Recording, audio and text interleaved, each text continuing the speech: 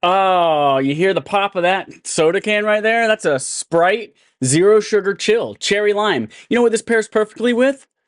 The rump of a horse. I should know because I'm Chad. Michael knows all the parts of a horse now for meat and for eating. Innis. We have with us our regular co-host over here, Adam.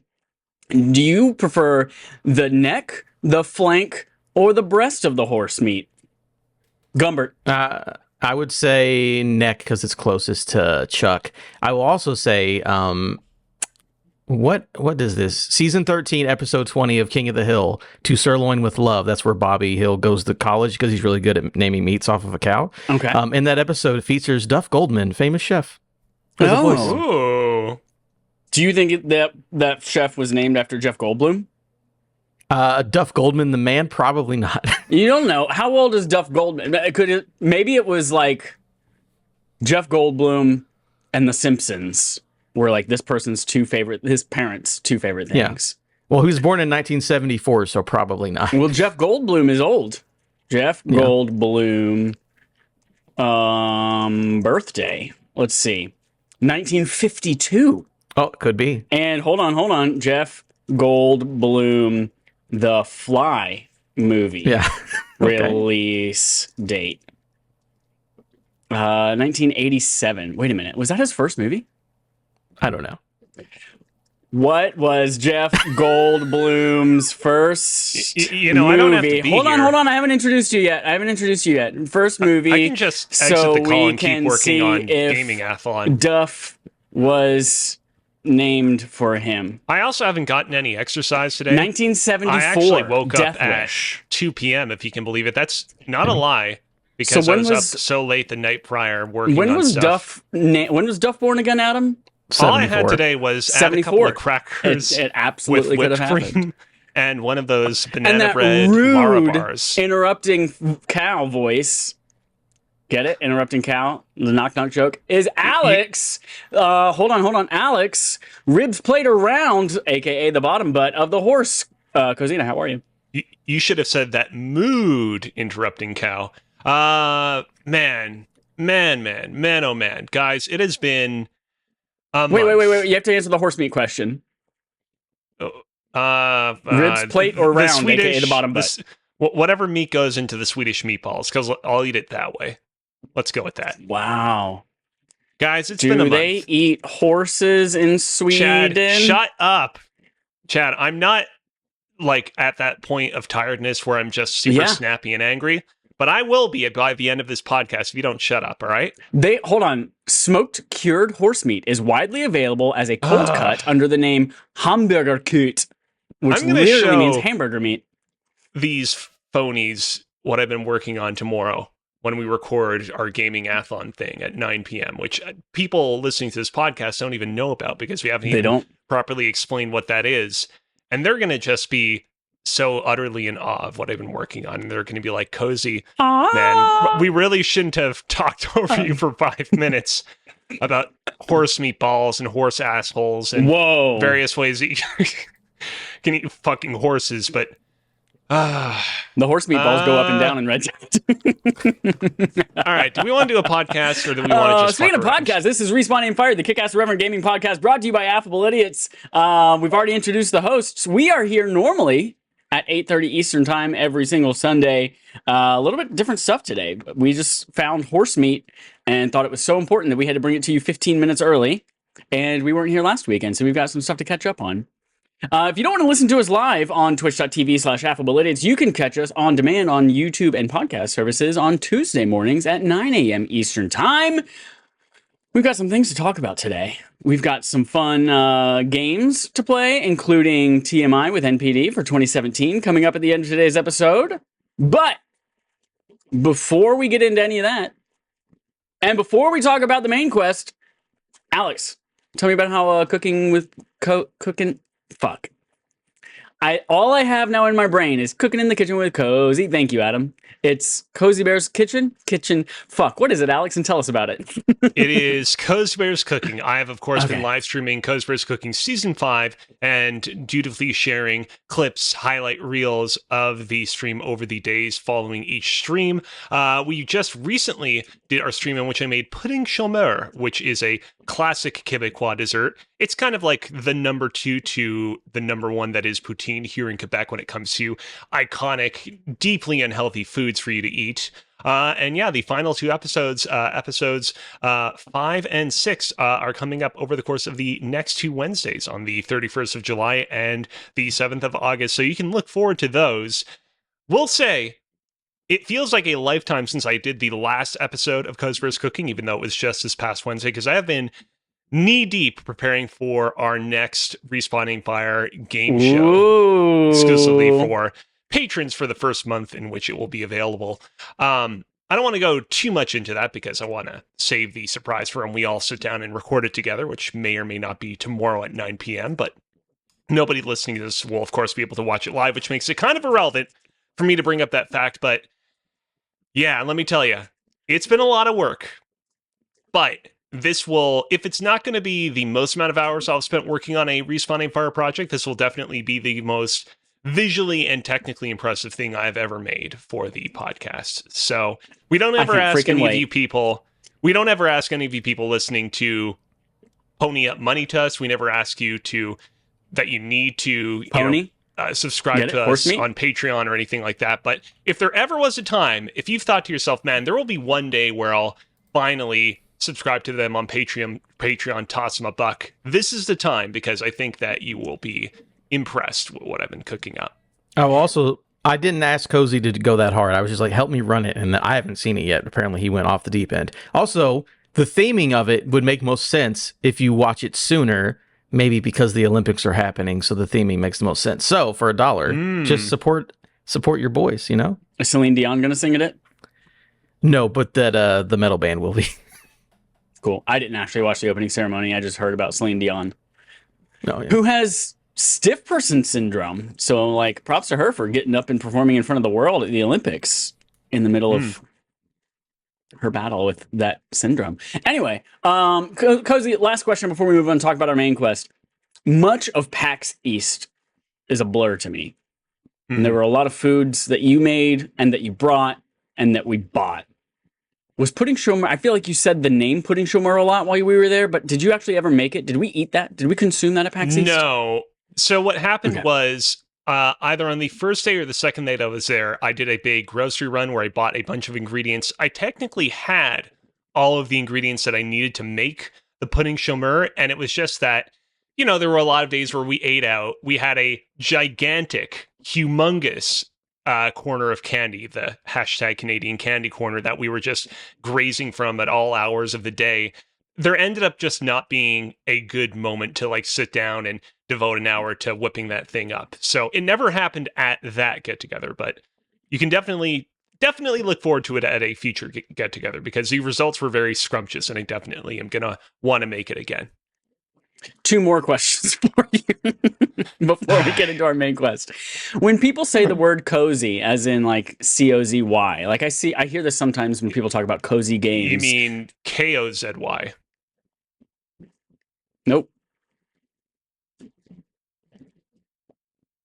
K-O-Z-Y, that's what it is. Nope. All right. What's your third question? Does that like trigger? Like, do you think they're saying your name sometimes? Does that stand out to you extra in your brain? I mean, sometimes, yeah. Every now and then, it's not super often that I'll. So if I say it's a cozy game, do you think I'm talking about a game where you like run a tea shop, or it's a game that you would like? Or yeah, that's a cozy ass game. You know. You know, it's funny, when I was at IGN Live last month, there was like a cozy game corner where there was like a TV setup with a bunch of cozy games on them. Not cozy as in Alexander Gazina, as in, you know, that sort of aesthetic. And I actually got interviewed by one of the hosts of IGN. They asked me what I thought the coziest game of all time was. I said, sorting your Pokemon in the box in Pokemon Emerald. You can go and look that video up. I actually made it to the final cut. So yeah, all that to say, no, I don't confuse them. The last one is, did you know that this was a thing for me? Because once upon a time, several years ago, Kind of Funny used to do this thing where they would record, like they would do pre-show before their actual show, and they would talk to the chat as they were setting up. Is this entire podcast a pre-show? Are we even recording? And they would often, like, the very first thing you would hear would be like Joey Noelle reading the chat, and she'd go, "Hey, chat." And every single time, I'm like, fuck, she's talking directly to me. This is so weird because it sounded like, "Hey, Chad."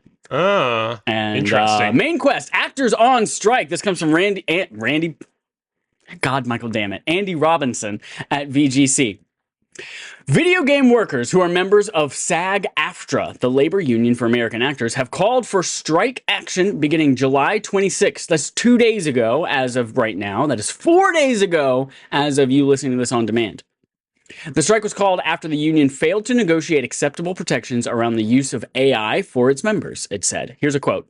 Although agreements have been reached on many issues important to SAG-AFTRA members, the employers refuse to plainly affirm in clear and enforceable language that they will protect all performers covered by this contract in their AI language, SAG-AFTRA said. President Fran Drescher added, "We're not..." Hold on. Yes, it's her. It is the Fran Drescher that you're thinking of from the name. Okay. President Fran Drescher added, "We're not going to consent to a contract that allows companies to abuse AI to the detriment of our members. Enough is enough. When these companies get serious about offering an agreement our members can live and work with, we will be here ready to negotiate." Good. I hope they get what they want. I hope they get what they want. I hope those AI robots fuck off. I hope that this ends in an amicable fashion for the parties involved that want to further secure their standing in the industry. Adam, what are your thoughts? Yeah, I mean, it's important. There was a very long pause there. I was concerned Chad was going to start talking about the horse buttholes again. No. I mean, we have one story. It's fine. No, I mean, it's a good thing. I know it was, I think, again, obviously AI is a thing that's here to stay. So I think they want to determine, because, we've heard actors talk about like, hey, you can use my voice, but like I get final say so if you get to use it. Like you don't have to pay me to come in and do the performance. But if you want to use my voice, like you still got to pay me. So I think that's the thing they're kind of trying to figure out here. Like obviously no one wants to be like, okay, I did an hour's worth of work and they've turned that into 40 hours worth of nonsense I didn't get paid for. So I think at the end of the day it's just like, you get paid for the work that you do. So, I think that whenever they make the deal that AI stuff's going to be in there, I think that it's going to be part of it in some way. But as long as it's, as long as you get paid for it as if you were working already, I guess that's probably the best that they're hoping for. And at that point, it's like, hey, if you want to use my voice and not have me come in and still pay me, or I can come in and whatever, it's just all about protections. And it's wild to think that we just had the strike last year for writers and actors. And then it's just like another subset of the actors because it's voice stuff specifically. So you would assume it'd get done pretty soon. I don't think any games are going to get delayed or messed up because of this. I don't think it'll go on that long. So probably just good all around. They'll get more money or get protections and then whatever. It's also interesting to see during the last strike, the companies that were like, oh, we'll comply. We don't give a shit. Yeah. So like, I know there was a story like GTA is like not going to change at all because they're just like, well, first of all, they're a European company, so maybe it doesn't apply to them anyways. But they're just like, yeah, we'll just do it. Like that's whatever demands you want. We just got to get this game out. So it's good to see the people who actually agree and see the people who fight against it. So. Yep. I'm a big fan. Hope they get what they're asking for. From the statement from SAG-AFTRA, it sounds like everyone's kind of in an agreement from an idea standpoint. It's just a matter of solidifying the language in a way that, hey, while you're saying yes, you want this to be true, it's still not enforceable right now as it stands. So let's nail this down to make sure that it's something we can hold you to. The last one I remember. The writer strike and the actor strike happened last year, and it went on for a while. But before all of that, I can't remember whether it was a strike or whether it was just up for renegotiation. But the Directors Guild did not get a lot of the same protections that the writers and the actors were able to do. And I remember specifically a couple of directors coming out and saying, man, I wish we would have held out. I wish we would have actually fought more. So I hope while I don't want this necessarily to go on forever and delay a bunch of games and stuff like that, it should if it has to. I hope that they do hold out to make sure that they get the protections that they need.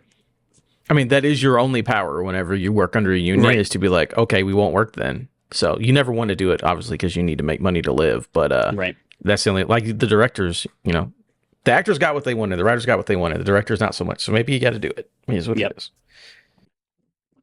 That was our news story. So we're going to jump into playtime. We're going to talk about what we played, and we've got 2 weeks of stuff to catch up on. Alex, I'm going to start with you because I think yours is going to be pretty quick based on what we see here in the doc.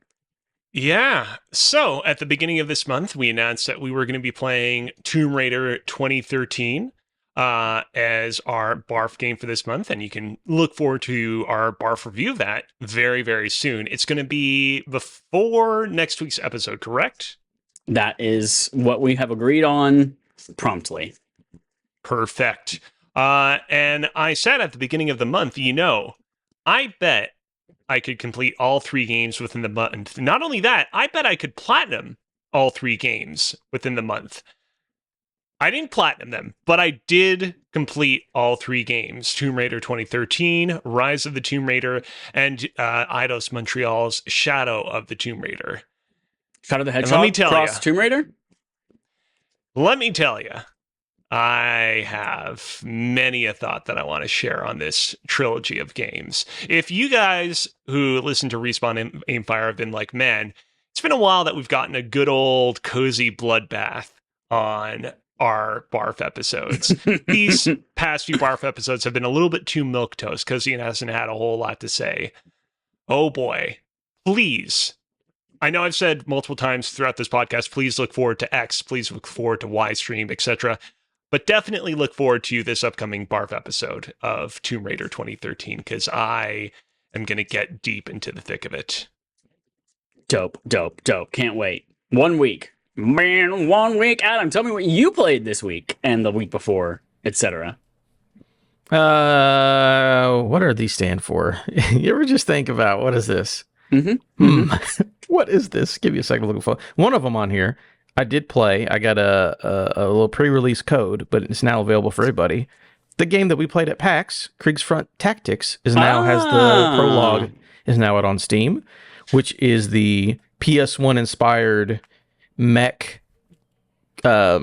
strategy turn-based game. Basically, XCOM with mechs in a PS1 aesthetic. That is out on Steam for everybody now. So you can play that one as well, actually. I don't know if I mentioned it on the podcast we did after I came back from PAX East. Fun game. I enjoyed that.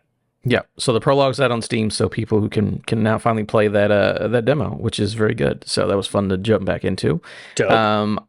I was stalling for time because I needed to see what this F was. What could F possibly mean? You ever think about that? Football? I want to just say something real quick. No, I got it. Chad also does the thing in the show notes where he just abbreviates all the games he's been playing. Half of his abbreviations look like Star Wars characters because he's been playing RB, he's been playing D2, DW, SW, Star Wars, TD, Walter, boogity. Chad's in a Star Warsy mood today. Yeah, I like to put a singular letter and then just completely forget what it is. No, I also played Flintlock. Which is the Siege of Dawn? Flintlock Siege of Dawn? Yeah, Siege of Dawn, which is the Souls-light game that I've been looking forward to. I got a couple hours in that. It's fun. It's enjoyable. The game's been getting like 6s and 7s, and I'm like, yeah, that feels right. It does. I do like how it feels more character action than Souls-like, where it's not super punishing. Like if you dying and doing boss runs and stuff is not an issue at all. So it's more just like an open world character action game. I like the setting. It's really cool. It's all about like humans are fighting against gods, but the one thing humans have is gunpowder. And it's just like gods like don't know how to deal with that shit. So you get to run around with your little fox friend and teleport all over the place. It's been enjoyable so far. It is okay though. I'm glad it's on Game Pass because I'm like, this was fun. I don't think I would spend $70 for this, but this is enjoyable. I haven't beaten it yet, but I've enjoyed what I've played so far. And the last one is EA Sports College Football 25. I've been waiting for it for months. And I wish there was a way for me to look. If I had to guess, so that game came out I paid early access and got it 2 Mondays ago. I don't know. I've probably put 60 hours in that video game in the last 2 weeks. Whoa. Okay. maybe more, maybe less. I don't really know. I've been playing a ton of it, and holy shit, dude! Like it's so like football is back. You know what I'm saying? It's like when someone's gone for a long, like say like I don't know, say like Spider-Man died. Everyone's like, oh no, Spider-Man was so cool. That'd be great if he came back. And then just Andrew Garfield just fucking comes through a portal, and everyone's like, ah, shit, I missed this guy. This guy was fucking great. And yeah, it's great. It's wonderful. It's literally, it's just like, oh, I missed this thing so much. And then it came out. It's like, oh, here's a good one of these things that you missed. It's like, fucking thank you. You have my life and you have my allegiance. So that's been a ton of fun. We've got a big online dynasty with like 5 or 6 dudes in there, just like running our little itty bitty ass schools, having a good time. Yeah, it's been great. I think that's like the only video game I've actually really played for the past 2 weeks. So I'm very happy they brought it back. Love it. I was going to ask whether you were playing, because you're a PC gaming boy, I was going to ask if you were playing Marvel Rivals, but then I just looked it up into closed beta. So yeah, I've been trying to get into the Marvel Rivals beta. Okay, let me tell you. Okay. I signed up for there's separate sign up for Steam and for consoles. I signed up for both. Wait a minute. Marvel Rivals is coming to consoles? Is this? Yes. The beta is on consoles as well. Yeah. Why did I not know this was a thing?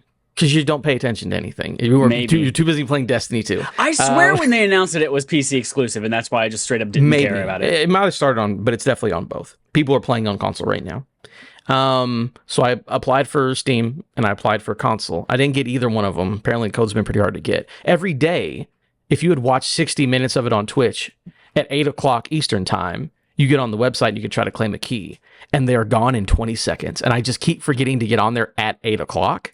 So I don't have one yet. I'm going to try again tomorrow. I'm going to set an alarm and hope I remember, because it looks great, man. It looks like a good time. It's actually, again, I never got super into Overwatch because at the time I tried to get into it, the game had been out for years, and you can't jump into a multiplayer game years afterwards. It feels like shit trying to learn everything. But I get to be here from jump. Game looks great. All the streams look fun. So I'm trying to get into Marvel Rivals, Chad. I just have not been able to. Okay. Marvel Rivals was announced 4 months ago. There's an announcement trailer from 4 months ago. Mm-hmm. The console announcement trailer was a month ago. Well, yeah, I remember they showed it at the PlayStation one because they're like, here's Concord and here's Marvel Rivals. I'm like, one of those looks much better than the other one. Yeah. Okay, so it's been shown off. When it was officially announced, I didn't give a shit about it because it was PC only. And now, turns out I might care about it. Because it's also free to play, and I want to put my penis on anything Marvel right now. Yep, so hang out with Thor. Okay. Jeff the Baby Land Shark just got added. It's a good time. So yeah, those are the things I've played. Things I wish I could play. Yeah, cool. That's all of it. I have many things on here to mention. One of them is not directly video game related, but it is Marvel. I went and saw Deadpool and Wolverine. Ooh. And, where's that? Oh, DW. DW. That's not Daryl Waltrip. That is Deadpool and Wolverine. I would think DW from Arthur, but yeah. Oh, yeah. Okay. Yeah. Fucking, they nailed it. They fucking nailed it. It is, everyone should go see it. If you go see it, also make sure, in order to make sure that you get the most enjoyment out of it, maybe watch all the X-Men movies and Logan, or at least just have some kind of meta knowledge about them, and maybe can recognize some actors and actresses. And then also watch all the other non-Marvel old movies like Daredevil and that kind of shit too. Shit's wild. There are so many references, so many meta things just about Marvel movies and that kind of stuff. It's they nailed it. Fucking also, great. legit, Fucking it's just fun to watch Ryan Reynolds and Hugh Jackman hang out. Like, legitimately, that could sell the movie. Like, these two fuckers are hanging out, and it's a good time. I'm all for it. Do I have to watch the Roger Corman Fantastic Four movie that was never actually physically or theatrically released, but later was leaked online? So how could you watch it if it wasn't released? It leaked online and is technically viewable via the internets. I have not seen it, but I wouldn't be surprised if there was a reference to probably it. Something. Yeah, no spoilers. Maybe there are things that actually never happened that are actually things that are mentioned in this movie that are really funny. Who knows? So, who knows? Aside from DW, what is this one? So we think you can dance. SWTD. You don't know. We'll come back to that one. Rebirth. Last time I talked about this, I was like, I'm getting close. I've done everything on all the things, and I'm like to my last little Queen's Blood. Guess what fucking happened when I started chapter 12, everybody? They said, all those mini games that you've done in the past, there are now new challenges in them. There are new Queen's Blood people. There are now at least 2 or 3 new quests in every region. So, Your boy's still in chapter 12, doing all that shit. Chad, I hope at this point you just stretch it out so that you finally complete the game exactly a year to the date of the day it released. I have to complete it before December 31st, so it's eligible for GOTY. I mean, I guess so, but I mean, you can still like declare a game your game of the year even if you didn't actually complete it. There's no official rule amongst us. Yeah, that's what happened with Liza P. So Rebirth, yeah, I'm at just shy of 100 hours on that one now. D2, Destiny 2, fucking beat it, baby. Fucking beat that game's ass yesterday with Connor and Audrey. Brand new Grandmaster, well, the new strike, Liminality, that launched with the campaign of the Final Shape, was this week for the very first time available on Grandmaster difficulty. And the developer diary, as they were showing off parts of the strike before it launched, they were like, we're purposefully trying to make the most difficult strike we've ever made. And it's going to be the hardest Grandmaster. And shit was hard. Shit was hard. Not too hard for me, Connor and Audrey, though. So fucking suck it, Destiny. Beat your ass. I remember what SWTD was now, but before we talk about that, I'm going to talk about this little guy. I got a little backbone. This was Prime Day was, I don't know, a week ago now? A week and a half ago? July 16th to the 17th? Yeah, that's it. 16th through the 17th. And to compete with Prime Day, Best Buy had a bunch of sales on things too. And so this is a backbone controller, which everyone is like, why would you get a PlayStation Portal? Just get a backbone. Well, I have now, while I'm playing this, have realized why I didn't want the backbone, because I don't want notifications coming in on my screen every time somebody tweets, or every time Wario64 sends something, or every time a group text message that goes off. Like, a large percent of my real estate on my phone gets covered up by it. So I'm like, okay, let's. But I also don't want to like turn off notifications completely while I'm playing games, because I don't want to miss something important. Good question. I know you're still talking, but would that? I mean, you're about to tell us what you did. I have a feeling things like Apple Arcade, like that Turtles game, must feel 100 times better with a backbone, right? I haven't tried it, but I bet it does. I played it with a DualSense on Apple TV when it first came out, and that did feel great. But just very quick overview, just like Chad's 2-sentence review of this thing. Very premium feel. This is the version 2, which it's a USB-C port, because I have a USB-C iPhone, and it also has like some extra bumps here for camera bumps, and accommodates larger cases and stuff like that, so you don't have to take off your case to put it on your phone. Not that I have a case on my phone, but the buttons, V-clicky. I got the PlayStation edition too, so it has the PlayStation symbols on there on the things. V-clicky. I like the buttons a lot. Feels great. I'm not going to use it for remote play because I have my Portal for that, but what I am going to use it for, and this was the main thing that sold me on even the idea of maybe getting one. I don't know if you all are aware of a little app called Delta. It is an emulator like the plane app. People? The Delta Airlines app? Delta Airlines. Delta Airlines is expanding its business. And, CrowdStrike took it out for a week and a half, and it couldn't fly. So it's like, we might as well make gaming emulators. They looked at Michelin and were like, that's a tire company that expanded into like a restaurant review company. That's we can right. do the same thing for video game stuff. That's exactly right. Delta Emulator has been available for a few months now on the App Store and all that kind of fun stuff. It recently, actually, I don't know if this is recent or from launch, but I recently discovered that when you play Nintendo DS games in this emulator, just on your device, it just has the two screens side by side. And I've always been like, man, DS is going to be a pain in the ass to emulate ever. One, because one of the screens is a touch screen. Two, because it's two vertical screens, one on top of the other, and it's going to be impossible.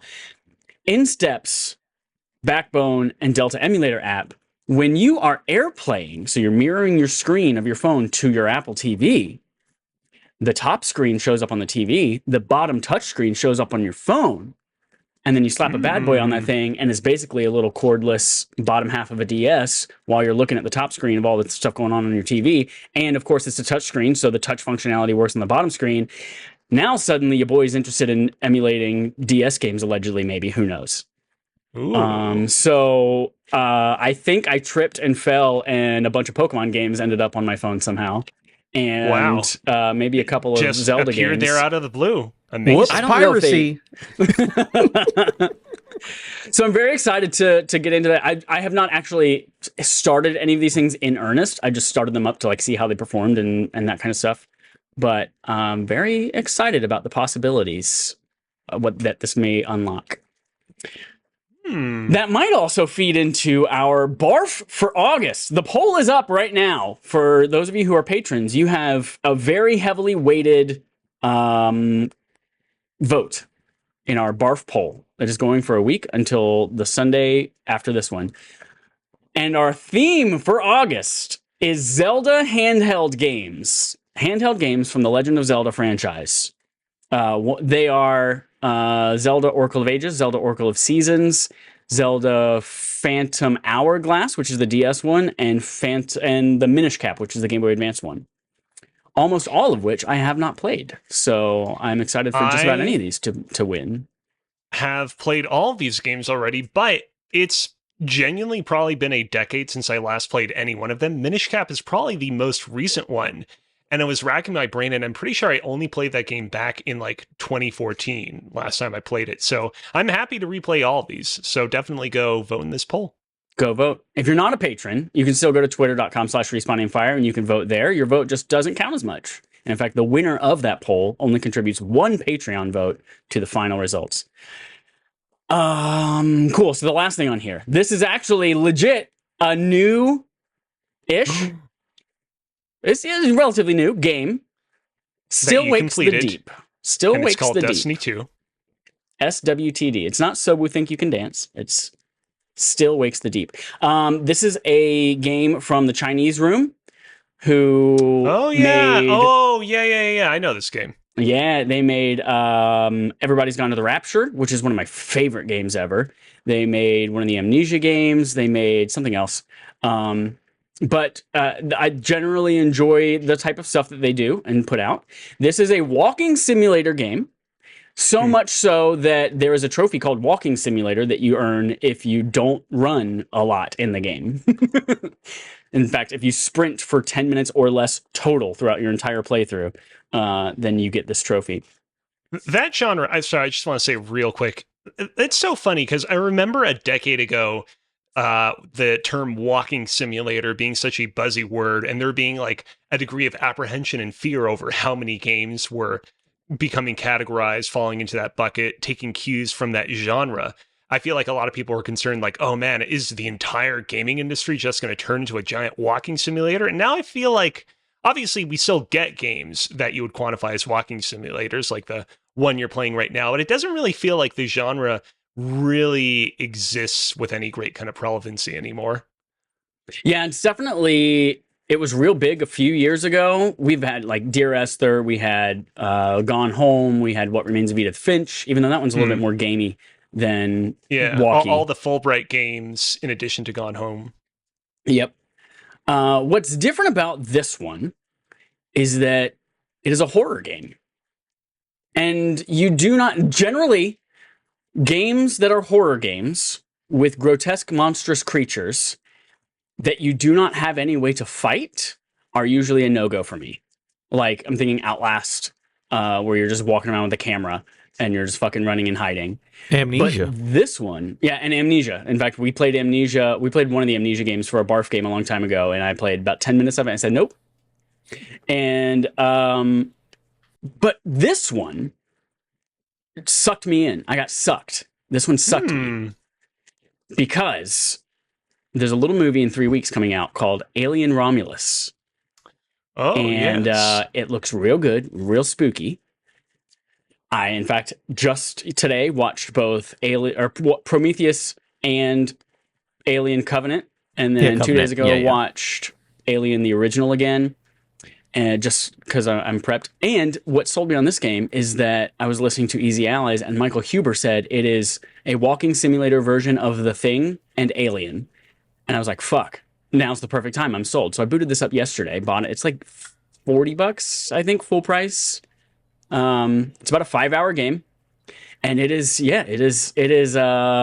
Heidi, runny, do this objective. You're trapped on an oil rig. That's the thing. You're on this oil rig out in the middle, off the coast of Scotland.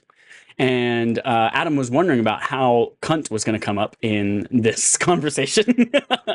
One of my favorite things about this game is that the subtitles. I'm usually also not a subtitle boy. Usually hate subtitles, but I listened to about 5 seconds of the intro dialogue, and I said, "What the fuck are they saying?" They're speaking English, but I don't recognize any of these words. So you turn it on, and because they have such thick Scottish accents, but it's not just accents, it's dialects. Like, they are changing whole words. So the subtitles are actually kind of translating for you. Like, every time they say, like, Scottish people say "we" a lot to mean like little or young, or kids are called weens. And so when they say "we" in the subtitles, it says "little." How do you think they say the name of the Nintendo console? Ninjago. Okay. I don't know. But to be honest, there are things on here, like, I swear to God, this person in the first chapter of the game said, like, and I was like, what the fuck is that? And you look at the subtitles and it says "slimy bastard." And I was like, oh, okay. So subtitles, real good there, but they say the C word a lot in this game because they're Scottish. And I can't remember whether this was on air or off air, but I'm like, that's a word that I think is used a lot overseas that I think is maybe a little too harshly thwarted over here because it's fun. And that's it. That's all I'll say on that. But still Wakes the Deep. Great game. There is even there's a whole trophy if you played the game in Scottish Gaelic. So I'm assuming that's even more unintelligible than You're just walking story. through at that point. Right, exactly. I am going to replay it to get I beat it. It was a great experience. Cool story. Really freaky fucking gameplay. Horrific looking monsters. Cool shit. It was very scary. Enjoyed it a lot. Gonna play it again, mop up the last like 5 or 6 trophies that I need, and then I'll move on from it. But it was a great game. I definitely recommend it if you're into walking sims. Yeah. You know what's really fun? I was just looking through their Wikipedia, because talking about all the games that they've made, and I forgot that they're the studio who is now making Vampire the Masquerade Bloodlines 2. That's right. That's right. So it'll be interesting to see them like with a combat system, what they kind of do. Yeah. So Still Wakes the Deep. Highly recommend if you're into that kind of thing. If you're not, if you're like, oh, I don't know, but I like the thing and I like Alien, but you're not a walking sim person, like, get the fuck out. This is a walking sim game. You are not shooting. You are throwing objects to distract people so that you can hide and run behind them, and that's it. Very cool. Oh, I will say, last thing, I'm allowed to announce it now. Ooh, PAX West. Ooh, End of August. Ooh. It will be, oh Lord, actually, so I will be on a panel. It is Video Game Trivia Live. I actually need to type it in because I don't actually. Jesus Christ! You'd think I'd be more prepared. It's just really, it's really funny. Holy shit! You're What? appearing on a panel with the Hamburglar? What are you talking about? Wait a minute. Their Swedish word for horse meat is hamburger kurt or something like that. Are you appearing with horse meat? I am. Okay, so here's the funny thing, by the way. If you go to the PAX West website, okay, and then you go click on the little guest tab over here, you'll see a familiar face at the number 1 spot, which I think is a pretty hilarious. Yes. Clippy? Oh my god. Oh, who It is knew? me. Of all the guests at PAX, you were first alphabetical. That's wild. That is crazy, I know. Hope there's no Aarons or Abigails. All right, I know, right? Friday, August 30th, 2024, at 9 p.m. in the Frog Theater. You do need a PAX West badge to get in. Super Video Game Trivia, PAX West 2024 edition. It is me. It is hosted by Jacob McCourt, Asa Green River, Baron Jones, Jill Grote, the Indian Informer, Roger Reihart, and Stephanie Kilmov. We're doing video game trivia. The first opening night, just the secret between us, I'm gonna be high as shit when I go to this panel. Holy hell! I'm gonna take like 3 edibles before I go do trivia. But yes, Jacob McCourt's hosting trivia. So if you're at PAX West, 9 p.m. on the first night, come by. See if my team wins. I don't know. We'll have a good time. But I'm allowed to announce that now because Jacob has officially announced it. And we are on the PAX West website. I mean, you probably shouldn't be super high if you want to win this. I don't know. Last time I did trivia high, I was just fine. What was it? Did you win the live Rafferty we did at PAX? No, chat. I would have won if I would have bet $0. I mean, case I closed. won that shit, and Alex at the very end says, despite me being really unfair to you, you somehow managed to win this shit. In all And I was like, fairness, if I would have bet 0, I would have won. I just chose not to bet 0 for some reason. in all fairness, if I would have got, I don't know, another question correct, if you would have got the questions right, yeah. you would have won. I know. But anyways, PAX West, video game trivia, 9 p.m. I know, Friday. like, check it out. This could be alphabetical. It also just could be ranked based on popularity and wiener size. Who knows? But yeah, Phil Spencer is about 30 down on that list. You're above Phil the Spencer. bottom. Adam's there at the top. Just saying. He's got something going on Friday in the Storytime Theater. He's starting the whole conference off. Oh, well, son of a bitch. Go ask him about all the layoffs. I will. Go ask him about fucking, what's the music game that I didn't like? The music game I didn't like. Anyways, we can move on. Cool. So that's all the announcements, all the fun stuff. Now we're getting into is it time? Yeah. It's time. Segment from Adam. That's Closer My God to Thee, which is the hymn that they played on the Titanic as they were sinking. There wasn't another horse meat discussion in the middle of that pause. Well, there were horses on the Titanic, and the Titanic went down. Yes, there were horses on the Titanic. I believe you. They had to bring the horses from the UK to America. Horses That's how horses got to America. Titanic. How Cozy's doing this, but gives us shit for doing it. By the way, there were no horses on the Titanic, let alone put. Well, not on anymore. They're lifeboats. dead. Yeah, everyone's dead. By the way, Chad, on our way out from the segment, maybe just do NSYNC's Bye Bye Bye for no specific reason at all. Okay, yeah, that sounds good. Anyways, this segment from Adam, we're going to talk about the best games of the month. It is the end of the month. We're going to go through the best games of the month. Oh, shit, it's the 28th. It's the end of the month. Fuck my butt. Yeah. And if you should play these for a Game of the Year consideration. Number one, first up, these are all based on Metacritic.com, by the way. Spin Rhythm XD at an 86. I think Chad actually might be interested. I think this has a VR version. It's like a what do you call these? Not music game. What is Guitar? What is the Guitar Hero and what is that genre called? It's called Guitar Hero genre. Where stuff comes down the lines and you hit them. I guess just rhythm game or whatever. Spin Rhythm XD 86. I was saying actually some pretty cool things about it. So interesting. Okay. I thought it was going to be like it kind of is like a DJ game, but it's okay. Yeah, it's pretty cool. EA Sports College Football 25, also at an 86. I would say the game that Adam has spent the most time and money on this month. Absolutely. Is that game still in? I don't understand because it's don't out now. Care enough. Is it out or is it like open access, early access, or beta? No. So or what it was, if you wanted to spend more money, you could get it 5 days early. But then it came out on Friday for everybody, so it's out for everybody now. Okay. Magical Delicacy at an 85. And Dungeons of Hinterberg, which is a game that I have downloaded and ready to load up because it looks pretty interesting. Dungeons of Hinterberg. At an 82. Okay. Magical Delicacy. Mm-hmm. I'm gonna download this image. In my mind's eye, I imagine Dungeons of Hinterberg being like a very epic, deep, high fantasy game, but no, it's a game with the red-haired girl and the sword and the stuff. Yeah, it's like you go on vacation to like a town, and they're like, well, these dungeons popped up, and you can like run through the dungeon, but you're just like a person in the real life. People like good. it. Yeah, those are the best games for the month. I don't think anything here might be for Game of the Year. Again, I want to check out Dungeons of Hinterberg. I love EA Sports College Football. I don't know if there's any Game of the Year stuff here. Maybe these bottom two. I don't know. I'm happy that you're enjoying EA Sports College Football. I will say this was definitely a good month for me to devote all my time and effort to completing those Tomb Raider games. Because any other month I'd be looking longingly, being like, oh man, I wish I was playing game X. But I think I picked the right time to do that. Well, July's normally slow, so I'm not mad about it. But again, all the college football fans are... Did you... The sales on that game are fucking insane. By the way. Oh yeah. We'll get there. Everyone's horny. And yeah, that's it. That's my segment for no need to check in on the Fantasy Critically because the scores are similar. You might have seen that I picked something up though. You did get Dragon Age Veilguard. No, I picked something else up. Something else up? Tell me about it. I picked up Neva, which has been previewing very well. If that comes out this year, that's going to be a hit for sure. Yeah. Is that coming out this year? It is just 2024 right now, yeah. Okay. On the screen right now, I'm trying to find a better screenshot that represents it, but Magical Delicacy is on top. Pac-Man Adventure, or I think it's just called Pac-Man for Super Nintendo. is on the bottom. I'm trying to find a better screenshot, but like, I'm just saying there might be some copyright infringement going on. Yeah, I mean, it is an old school side scroller. I don't know if it stole the hot dog stand from the game on the bottom, but no.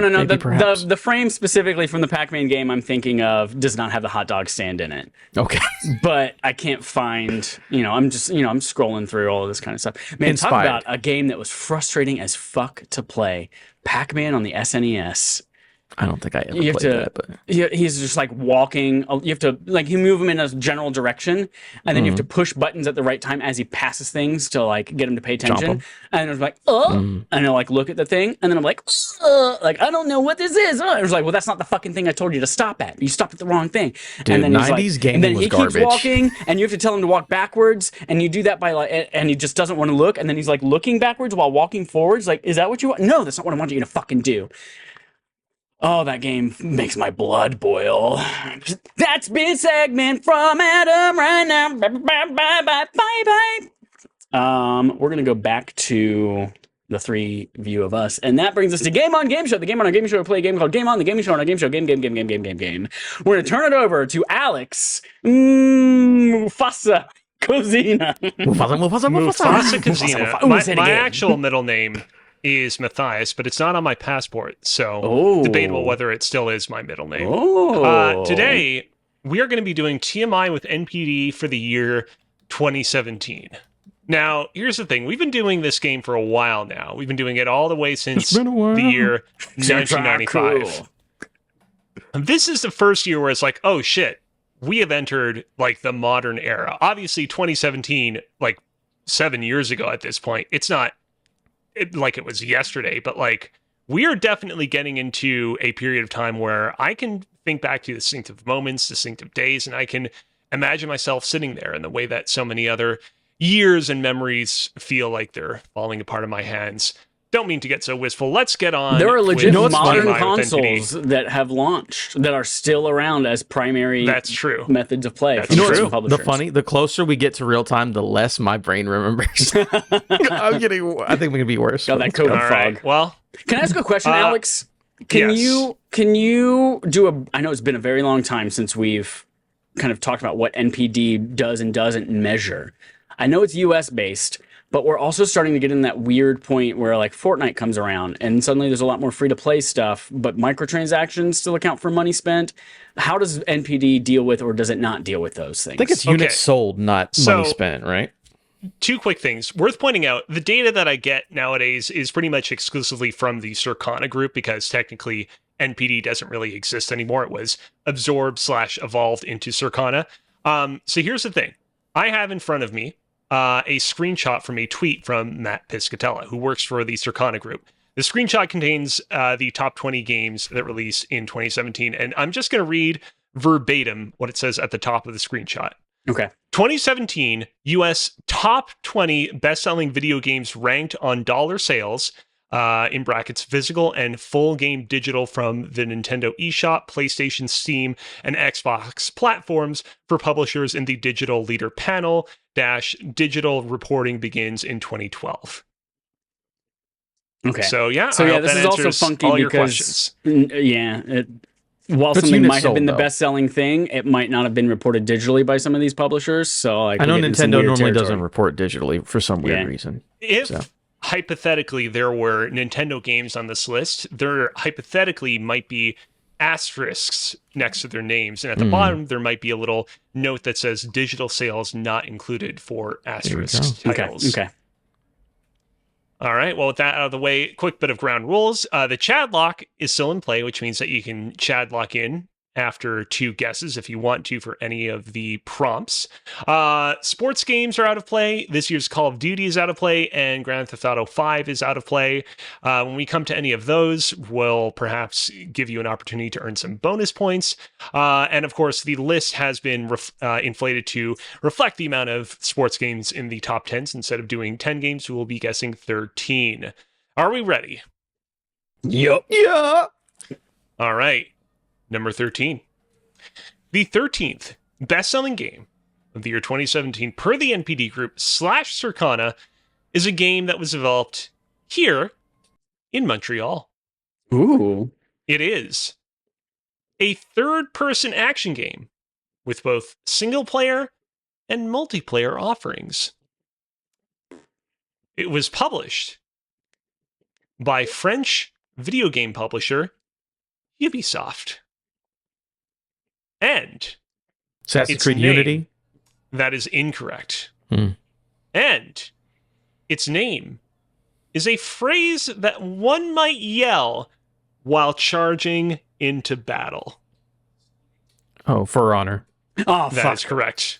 Damn it. The I was thinking answer for Sparta? is For Honor. God damn For Sparta! it. All right. With that out of the way, let's move on to number 12. The 12th best-selling game of the year 2017, per the NPD Group / Circana, is FIFA 18. Nice. FIFA 18. For an extra point, can you guess what PEGI rating this game received in Europe? What are those fuckers? 10 plus. Peggy 12. Incorrect and incorrect. Both have one guess left. What do they do? It's not Peggy 8. 18. I know that's a thing. 8. It is not Peggy 8. Chad, you have one final guess. Peggy all. Peggy for everyone. That is incorrect. The correct answer I was looking for was Peggy 3. 3. 3. Yeah. 2-year-olds can't fucking play soccer. Get out. Nope. All right. No points there. Number 11. The 11th best-selling game of the year 2017 per the NPD Group / Circana is, as defined by Wikipedia, an action role-playing game. It's regarded by many as a return to form for its series. Zelda Breath of the Wild. That is incorrect. Buttholes. Its world can be traversed on foot, by boat, horseback, or even camelback. Assassin's Creed And Origins? that is correct. It is Assassin's Creed The Origins. camel really gave it away. Yeah. Number 10. The 10th best-selling game of the year 2017 per the NPD Group / Circana is a new version of an older game. It's a game that received a surprise new wave of DLC in 2022 and 2023. Mario Kart 8 Deluxe. That is correct. Fuck yeah. Mm. Chad, you got a point on the board. Now, was it That's 8 only- Deluxe back then, or was it? Wait. Yeah, that was 8. Mario Kart That 8 was the Deluxe. Switch one, Oh, yeah. it was called 8 Deluxe back then? Yeah. Okay. Yeah, because Mario Kart 8 Oh, that's came right. out This on is the Switch fucking year. Wii U. Oh, shit. I forgot. This is your Switch comes Yeah. out. Yeah, you're right. Okay. All right, number 9. The 9th best-selling game of the year 2017 per the NPD Group / Circana is a game that features 2 voiced theme songs. It's a game in which you can encounter a Tyrannosaurus Rex. Mario Odyssey. Mario Odyssey. Fuck. That is correct. 3 points on the board It for is Adam. Mario in New Donk City. Is that the song? And No, fucking it's- touch the stars. Lick Yeah, up on my jump tits. up, superstar. That's it, Anyways. All right, number 8. The 8th best-selling game of the year 2017 per the NPD Group / Circana is a game that was embroiled in controversy following its launch. It is a first and third person shooter. It is not to be confused GTA with 5? another game that is incorrect. It is not to be confused with another game that released in 2005. And it was published by a little company called Electronic Arts. I'll read the clues again. The 8th best-selling game of the year 2017 per the NPD Group / Circana is a game that was embroiled in controversy following its launch. It is a first and third person Star Wars shooter. Battlefront 2? That is correct. Fuck. Okay. 2 Is that, points on the is board that for first Chad. person? When is that You can first switch. person? You can just switch back and forth. A lot of Oh, like the okay. hero characters, like when you play as like any of like the Jedi or any of those characters in the game, you like switch to third person. There's like an extended sequence in the campaign where like you play as Luke and you're fighting like a million bugs. Oh, I forgot that had a campaign. Okay. Yeah, it wasn't very good. All right, number 7.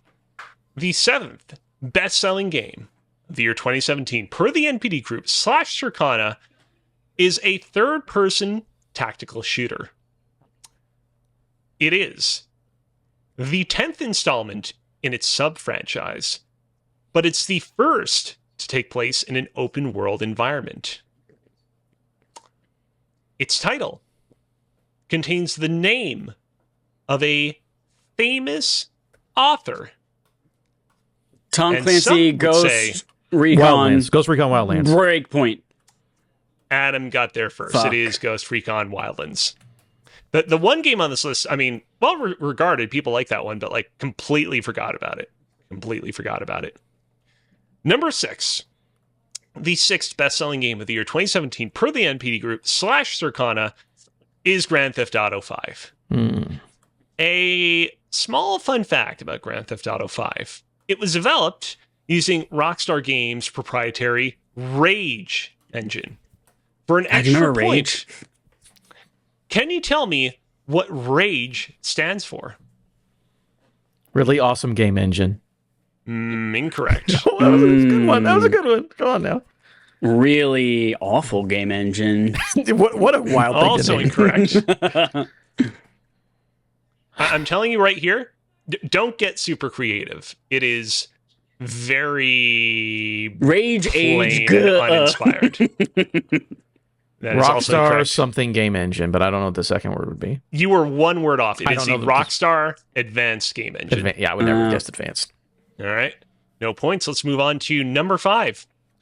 The 5th best-selling game of the year 2017 per the NPD Group / Circana is a game that was directed by Hidemaru Fujibayashi. It is a game that was co-developed by Monolith Software. I feel like I should know that. It is a game that I myself recently came around to after years of not loving it. And it's a Breath of the Wii U Wild? game. Zelda Breath of the Wild? It is Breath of the Wild. People know about Eiji Onuma being involved in this Zelda series, but nobody knows. And nobody knows. Oh yeah, Hidemaru Fujibayashi, the director of Breath of the Wild, because he's like not really front and center with it the way Yeah, that what is Monolith? Onuma is. I feel like I should know that for some reason. So this is not to be confused with the American Monolith, that's what I which was is the thinking. studio that developed the Middle-earth games and is now developing the Okay. Wonder Woman game. This is the developer that Nintendo purchased during the Wii era that develops the Xenoblade games and helps out with like the Breath of the Wild games. Okay. Yeah. All right. Number 4. The 4th best-selling game of the year 2017 per the NPD Group / Circana is Madden NFL 18. Nice. Now, I don't know if you remember this, but Madden 18 broke ground for its series by featuring a story mode. For an extra point, can you tell me? Long shot. Fucking A. Long shot. Both of you knew it, but Adam got there first, so he gets an extra point. Shot. What a crazy thing. All right, number 3. The 3rd best-selling game of the year 2017 per the NPD Group / Circana is a sequel. It was, at the time of its release, a pay-to-play title, but it later became free-to-play in 2019. It's Destiny Boxstar. 2. That is correct. Yeah, I'm glad he got baby. this one. All right. The 2nd best-selling game of the year 2017 per the NPD Group / Circana is NBA 2K18. Nice. For Long shot. No. You For lose. an extra point, can you list all the platforms that this game is released on per Wikipedia? Whoever wants to go first can go first.